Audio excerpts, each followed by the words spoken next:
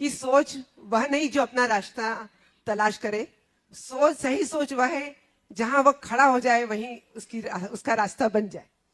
Corona काल में नेमिनगर महिला संगठन, नेमिनाथ महिला मंडल की इन सभी बहनों ने जैन परिवारों की सहायता के लिए एक संजीवनी कोष की स्थापना की। उस कोष से हम प्रति माह 20 से 25 हजार रुपए हम गरीब, निर्धन, जरूरतमंद रोगी लोगों को पहुंचाते हैं। आज भी हमने कैंसर पेशेंट को 25 हजार रुपए की राशि ट्रांसफर की। गुरुदेव, मैं चाहती हूँ कि हमारे सभी महिलाएं इसकी मेंबर है पूरी कॉलोनी की, और सभी हमें बहुत सहयोग प्रदान करती है। मैं चाहती हूँ कि आप हमें मार्गदर्शन दें कि हम आगे जन जन कल्याण के लिए कैसे आगे आए, और आपका आशीर्वाद पूरी नेमिनाथ महिला मंडल को मिले। नमोस्तु गुरुदेव। ये बहुत ही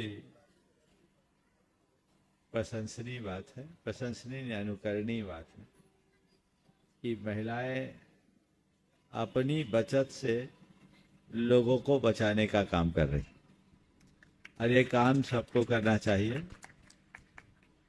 सवाल ये नहीं कि राशि कितनी, महत्वपूर्ण ये है कि पहल कैसी। आप लोगों ने जो ये पहल की है बहुत ही सार्थक पहल है, और मैं सभी महिला मंडलों से कहूंगा आप लोग ज्यादा मत करो, अपनी किटी का जो रुपया होता है ना उनको ऐसे कार्यों में लगा दो तो बहुतों की जान बच जाएगी। बचेगी कि नहीं बोलो? क्यों ना हम रचनात्मक दिशा में ऐसा काम करें।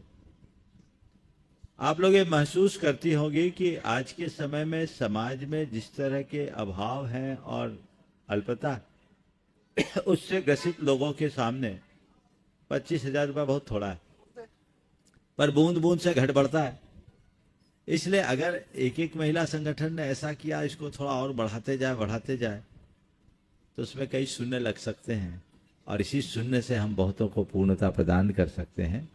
मैं ऐसे तो हमेशा सभी से कहता हूं कि साधर्मी भक्ति का प्रयास हम सबको करना चाहिए, साधर्मी जनों के प्रति वात्सल्य भाव रखना चाहिए, उनके लिए हमें सब प्रकार से सहयोग देना चाहिए। समाज के अन्य लोगों को भी, समाज के अभावग्रस्त लोगों के लिए सार्थक प्रयास करना चाहिए। आज जैनों की संपन्नता तो सबको दिखाई पड़ती है, लेकिन जैनों के अंदर रहने वाली गरीबी के दर्शन बहुत कम लोगों को होते हैं। मैंने इसे बहुत निकटता से देखा है। आप सबको आश्चर्य होगा सुनकर, मैं एक ऐसे व्यक्ति के घर आहार करके आया हूं जो पल्लेदारी करता था, मुठिया था, मुठिया समझते हैं, हमाली करने वाले, उसके घर आहार करा हूं। मैं ऐसे व्यक्ति के घर भी आहार किया हूं जो रिक्शा चलाता है। तो हर प्रकार के लोग हैं। जहां हमारे समाज में सुसंपन्न धनाढ्य लोग भी हैं, तो वहीं गरीब लोग भी आज हैं। हमारी ये जिम्मेदारी होती है कि यदि जैन समाज एक संपन्न समाज के नाम से पहचाना जाता है, तो जैनियों में एक भी गरीब ना बचे, हर कोई संपन्न हो जाए। और संपन्नता के लिए कुछ नहीं करना, हर संपन्न व्यक्ति यदि ये तय कर ले, और हर संपन्न व्यक्ति की बात नहीं करता हूं, जैन समाज में 10% लोग ऐसे हैं जो अति संपन्न हैं, और मेरे अनुमान से 10% लोग ही ऐसे होंगे जिन्हें सहायता की जरूरत है। हर अति संपन्न व्यक्ति अपने मन में प्रण ले ले कि मैं एक व्यक्ति, एक परिवार को संभालेंगे तो हमारे समाज में एक भी गरीब नहीं रह पाएगा। इंदौर से इसकी शुरुआत होनी चाहिए। अच्छा है आपने ये प्रसंग छेड़ दिया। अभी बीच के दिनों में आप सबको पता ही होगा, जब गुणायतन का अधिवेशन हुआ, आज अशोक जी अपनी बात कहने वाले थे, मैंने उनसे कहा था कल कहना, लेकिन प्रसंग निकल गया तो आज ही कह देता हूं, कह दूं। अभी गुणायतन का जब अधिवेशन हुआ, यहां बात आई, एक प्रस्ताव अशोक जी ने ही रखा कि आज भी समाज में बहुत से अभावग्रस्त लोग हैं, और गुणायतन चूंकि जन कल्याणकारी उपक्रमों को पूरा करने के लिए भी उत्साहित हो रहा है, तो क्यों ना हम समाज के अभावग्रस्त लोगों के लिए सहयोग देने का प्रयास करें। तो इस बार गुणायतन के द्वारा जो 5 संकल्प और प्रस्ताव पारित किए गए, उसमें 2 प्रस्ताव बहुत प्रमुख थे जिसको इंदौर से जोड़ा गया। एक ये कि इंदौर में अध्ययनशील छात्र छात्राओं के लिए छात्रावास की स्थापना की जाए और इंदौर से शुरुआत हो, भारत के 5 शहरों में हो। आप लोग कवायद कर रहे हैं, मुझे लगता है 2-4 दिन में वो योजना मूर्त रूप ले लेगी। और समाज के अभावग्रस्त लोगों के लिए सहयोग देने के लिए अशोक जी का ही प्रस्ताव था कि यहाँ के हम समाज का आर्थिक सर्वेक्षण कराकर समाज के अभावग्रस्त लोगों को अन्य प्रकार का सहयोग दें, जिससे उनको संरक्षण प्राप्त हो सके, संबल मिल सके। और उसकी भी शुरुआत देश के 5 शहरों में है, जिसमें इंदौर है। ये कार्यक्रम चल रहा है। आप लोगों से मेरा ये कहना है कि इस तरह के उपक्रमों से जुड़िए। और आप सबसे अब मैं आज कहना चाहता हूं कि गुणायतन एक प्रोजेक्ट मात्र नहीं है, एक बहुत बड़ा मिशन है, अभियान है।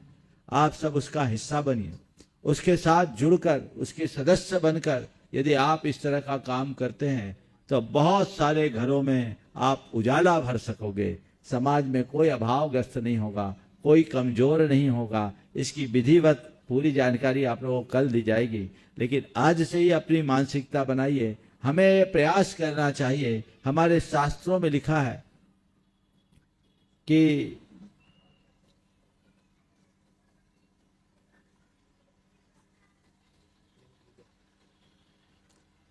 आपत्तिग्रस्त जनानां समर्थोपयोपेक्षित स कथम समयी भवे, कि जो परेशानी में फंसे हुए लोगों को देख कर समर्थ होने पर भी उपेक्षित करता है, वह सच्चे अर्थों में धर्मी नहीं होता। तो हम धर्मी हैं, ये बात अपने अंदर बिठा के रखनी चाहिए कि धर्म धर्मात्मा से ही चलता है। न धर्मो धार्मिकेर बिना, हम धर्मी हैं तो हमें अन्य धर्मियों के लिए भी सहयोग करने की तत्परता दिखानी चाहिए। आप लोग छोटे छोटे कार्यों में हजारों लाखों फूंक देते हैं, अच्छे कार्य में कितना लगाते हैं हमें ये देखना है। आप लोगों से ही मैं बोल रहा हूँ, 25,000 भी इकट्ठे करने के लिए बहुत पापड़ बेलने पड़ते होंगे, लेकिन 100-200 रुपया जिनसे आप लेती हो 25,000 जोड़ने के लिए, उनको आपको देते समय 100-200 का नोट भी बहुत बड़ा दिखता होगा, लेकिन वही महिलाएं जब मॉल में जाती होगी तो 2,000 का नोट भी छोटा दिखता होगा। बोलो, है ना? अच्छे कार्य में हम जब आगे बढ़ते हैं तो हमारे हाथ प्रायः सिकुड़ जाते हैं और पाप के कार्यों में लोग दिल खोल देते हैं। हमें चाहिए हमेशा अच्छे कार्यों में आगे बढ़े और आचार्य वीर नंदी के इस उक्ति को अपने जीवन का आदर्श वाक्य बनाए। आपत्तिग्रस्त जैनानाम उपकुर्वन्तु सर्वथा यो समर्थोपि, यह समर्थोपि उपेक्षित स कथम समयी भवेत्। हमारी सामर्थ्य पर प्रश्न चिन्ह लग जाता है यदि हम किसी असमर्थ को समर्थ बनाने के लिए आगे ना आए। इसलिए हम समर्थ हैं, सबको सामर्थ्य दें।